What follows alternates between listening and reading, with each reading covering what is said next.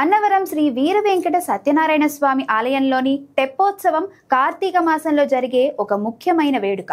ప్రతి ఏటా కార్తీక పౌర్ణమి నాడు ఈ ఉత్సవాన్ని నిర్వహించడం ఆనవాయితీ. ఉదయం శ్రీ సత్యనారాయణ స్వామి, శ్రీ అనంతలక్ష్మి అమ్మవార్లను పల్లకీలో ఊరేగిస్తారు. ఉత్సవంలో హరిదాసుల నృత్యాలు ప్రత్యేక ఆకర్షణగా నిలుస్తాయి. వారు భక్తితో నృత్యాలు చేస్తూ స్వామివారిని కీర్తిస్తారు.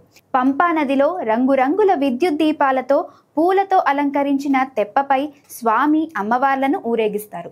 ఈ వేడుకను వీక్షించడానికి భక్తులు పెద్ద సంఖ్యలో తరలివస్తారు. భక్తి గీతాలు పాడుతూ హారతులతో స్వామివారిని పూజిస్తారు.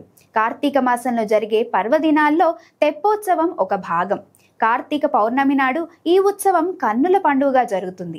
పవిత్ర నదిలో తెప్పోత్సవం జరిపించడం ద్వారా స్వామివారి అనుగ్రహం లభిస్తుందని భక్తుల విశ్వాసం.